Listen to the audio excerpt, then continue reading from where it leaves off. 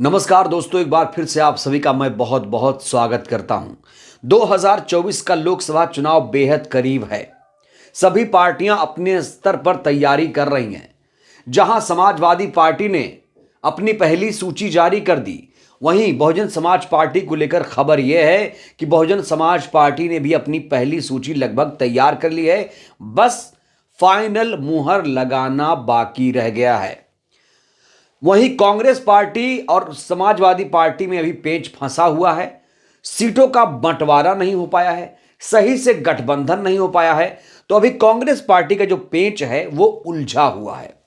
दोस्तों, इस बीच चर्चा इस बात को लेकर शुरू हो गई है कि कौन सी पार्टी मुसलमानों की हितैषी है, कौन सी पार्टी मुसलमानों को ज्यादा टिकट देती है, कौन सी पार्टी मुसलमानों को ज्यादा तरजीह देती है। तो इस बीच चर्चा बहुजन समाज पार्टी को लेकर है। दोस्तों, आपको जानकर ताज्जुब होगा कि बहुजन समाज पार्टी ने इस बार 24 के लोकसभा चुनाव में 10 से 15 मुस्लिम उम्मीदवारों को टिकट देने का फैसला कर लिया है। दोस्तों, आज के इस वीडियो में मैं आपको बताऊंगा वो सीटें जहां से बहुजन समाज पार्टी मुस्लिम उम्मीदवार उतारने जा रही है। तो चलिए दोस्तों, सिलसिलेवार तरीके से हम बात करते हैं। उत्तर प्रदेश में वो कौन कौन सी लोकसभा सीटें हैं जहां पर बहुजन समाज पार्टी मुस्लिम कैंडिडेट उतारने जा रही है, या फिर यूं कहिए कि उतार सकती है। तो दोस्तों, सबसे पहले हम बात करते हैं सहारनपुर की। सहारनपुर पश्चिमी उत्तर प्रदेश का सुदूर इलाका, जहां कहा जा रहा है कि बहुजन समाज पार्टी एक बार फिर से मुस्लिम उम्मीदवार उतार सकती है। मैं नाम नहीं लूंगा क्योंकि लिस्ट तैयार है, लिस्ट में फेरबदल भी हो सकती है, इसलिए मैं सिर्फ आपको लोकसभा का एक क्वेश्चन बताते हुए चलूंगा। तो दोस्तों, सहारनपुर से बीएसपी एक बार फिर से मुस्लिम कैंडिडेट देने जा रही है। आपको याद दिला दूं, 2019 के लोकसभा चुनाव में फजलुर रहमान ने यहां से जीत दर्ज की थी, और इस बार भी बहुजन समाज पार्टी सहारनपुर से एक मुस्लिम चेहरा उतारने जा रही है। दोस्तों, अगर मैं सहारनपुर की बात करूं तो 1999 के लोकसभा चुनाव में पहली बार बीएसपी ने जीत दर्ज की थी, और जिसने इस सीट पर जीत दर्ज की थी वो एक मुस्लिम उम्मीदवार था। साथ ही साथ 2009 के लोकसभा चुनाव में भी बीएसपी ने सहारनपुर लोकसभा सीट जीती। 2019 में भी बीएसपी ने यहां से जीत हासिल की, और 2024 की तैयारी भी कुछ इसी तरीके की है। माना जा रहा है कि एक नया समीकरण बनाकर इस लोकसभा चुनाव को फतेह किया जाएगा। अगली सीट की बात करते हैं दोस्तों। अगली सीट है पश्चिमी उत्तर प्रदेश से ही अमरोहा लोकसभा सीट। अमरोहा वही लोकसभा सीट जहां से कुंवर दानिश अली बीएसपी के सांसद बने, हालांकि उन्हें पार्टी से निष्कासित कर दिया गया था। कुंवर दानिश अली पर आरोप था कि उन्होंने पार्टी विरोधी गतिविधियां की। वो कांग्रेस पार्टी, समाजवादी पार्टी के नेताओं से मिल रहे थे। किस वजह से मिल रहे थे? कहा जा रहा था कि इसके पीछे कारण था कि वो टिकट वहां से चाह रहे थे, लेकिन बड़ा झटका लग सकता है कुंवर दानिश अली को। कहा जा रहा है ना तो कांग्रेस से इनकी बात बन पाई है, ना तो समाजवादी पार्टी में इनकी बात बन पाई है। और तो और अब कहा जा रहा है कि अमरोहा से बीएसपी मुस्लिम उम्मीदवार उतारेगी। दोस्तों, आपको याद दिला दूं कि 1999 के लोकसभा चुनाव में एक मुस्लिम चेहरा राशिद अल्वी, आपने नाम सुना होगा, राशिद अल्वी ने 1999 में बीएसपी के टिकट पर जीत हासिल की थी। तो अमरोहा इस लिहाज से भी खास है, और 2019 में भी मुस्लिम उम्मीदवार ने अमरोहा पर फतेह किया था। दोस्तों, अगली सीट की बात करूं तो अगली सीट है संभल लोकसभा सीट।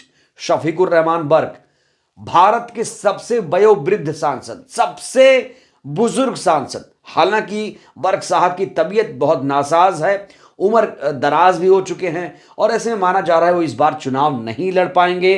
तो दोस्तों, संभल की अगर मैं बात करूं तो संभल में बीएसपी मजबूत भी रही है। 1996 के लोकसभा चुनाव में बीएसपी के उम्मीदवार डीपी यादव ने संभल लोकसभा सीट से जीत दर्ज की थी। यहां तक कि 2009 के लोकसभा चुनाव में बीएसपी ने संभल लोकसभा सीट पर जीत दर्ज की थी। दोस्तों अगली लोकसभा सीट की बात करेंगे। अगली लोकसभा सीट है अयोध्या, जिसे फैजाबाद लोकसभा सीट के नाम से जाना जाता है। काफी हॉट सीट बन गई है राम मंदिर के निर्माण के बाद। ये जो अयोध्या लोकसभा सीट है, जिसे फैजाबाद लोकसभा सीट कागज में कहते हैं, ये सीट काफी हॉट हो चुकी है। और अयोध्या में खबर है कि अयोध्या में भी बीएसपी मुस्लिम चेहरा तलाश रही है या तलाश चुकी है। कोई मुस्लिम उम्मीदवार यहां से बीएसपी उतारना चाहती है। दोस्तों अयोध्या की बात करूं तो 2004 के लोकसभा चुनाव में मित्रसेन यादव ने, बीएसपी के उम्मीदवार ने, यहां से जीत दर्ज की थी। यानी इस सीट पर भी बसपा अपना प्रदर्शन कर चुकी है। तो अयोध्या में भी बसपा मुस्लिम उम्मीदवार उतार सकती है। दोस्तों अगले लोकसभा सीट की बात करेंगे। अगली लोकसभा सीट है अकबरपुर अर्थात अंबेडकर नगर लोकसभा सीट। अंबेडकर नगर लोकसभा सीट पर भी मायावती जी चाहती हैं कि मुस्लिम उम्मीदवार रहे।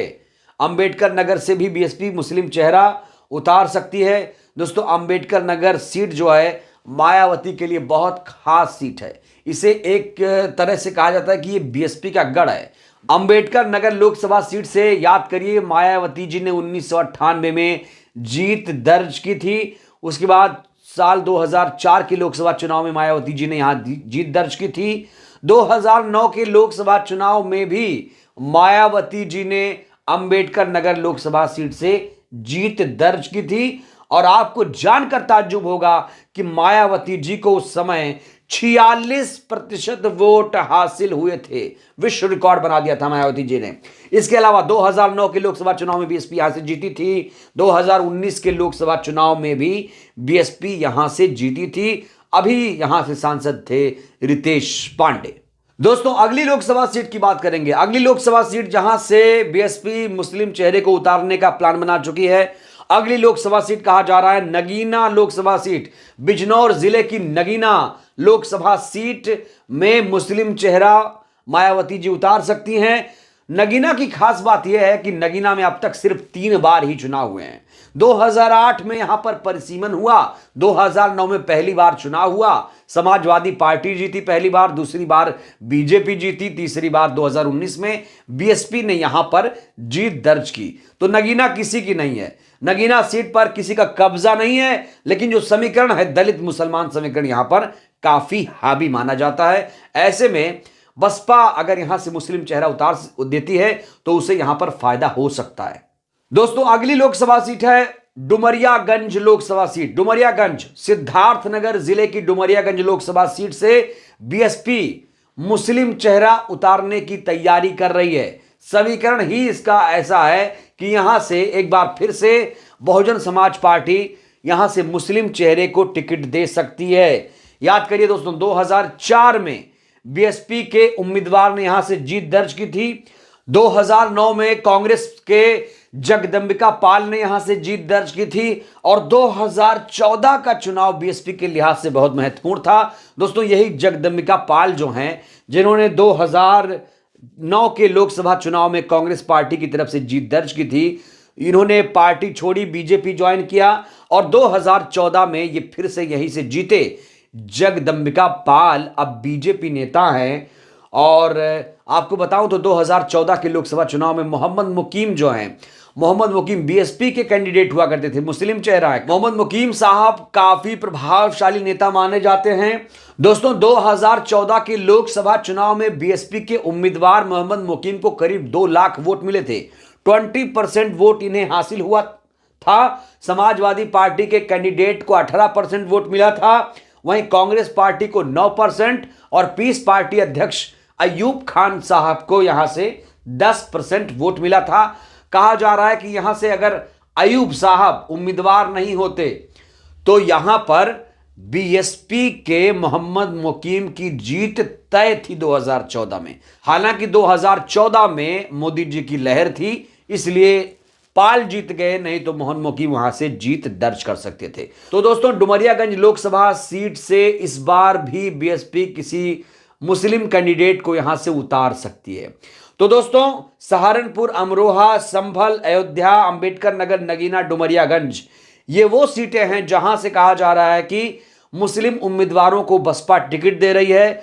10 से 15 ऐसी सीटें हैं जहां पर बसपा मुस्लिम कैंडिडेट उतारने की तैयारी कर रही है। तो दोस्तों, बीएसपी शायद उत्तर प्रदेश की इकलौती ऐसी पार्टी है जो सबसे ज्यादा मुसलमानों को टिकट देती है, चाहे नगर पंचायत चुनाव हो, चाहे विधानसभा चुनाव हो, चाहे लोकसभा का चुनाव हो। तो अगर बीएसपी मुसलमानों को टिकट देती है तो जाहिर तौर पर उसे मुसलमानों का वोट भी मिलना चाहिए, क्योंकि भाई जो पार्टी जितना मुसलमानों को टिकट देगी, मुसलमान भी उसे उतना ही वोट देने चाहिए। ये तो होना ही चाहिए। और मुसलमान देखते हैं इस बार किसकी तरफ जाएगा, ये बड़ा सवाल है। वो समाजवादी पार्टी की तरफ रहेगा या फिर बीएसपी में जाएगा, कांग्रेस पार्टी की तरफ जाएगा। बहरहाल दोस्तों, जो बहुजन समाज पार्टी की स्ट्रेटजी है उसको लेकर आप क्या सोचते हैं? बहुजन समाज पार्टी जिस तरीके से मुसलमानों को टिकट दे रही है, क्या ये उसका ये फैसला सही है? उसे क्या और टिकट देना चाहिए? इसको लेकर आप क्या सोचते हैं? अपनी प्रतिक्रिया आप लोग जरूर दीजिए। बहुत बहुत धन्यवाद, शुक्रिया। जय भारत, जय संविधान।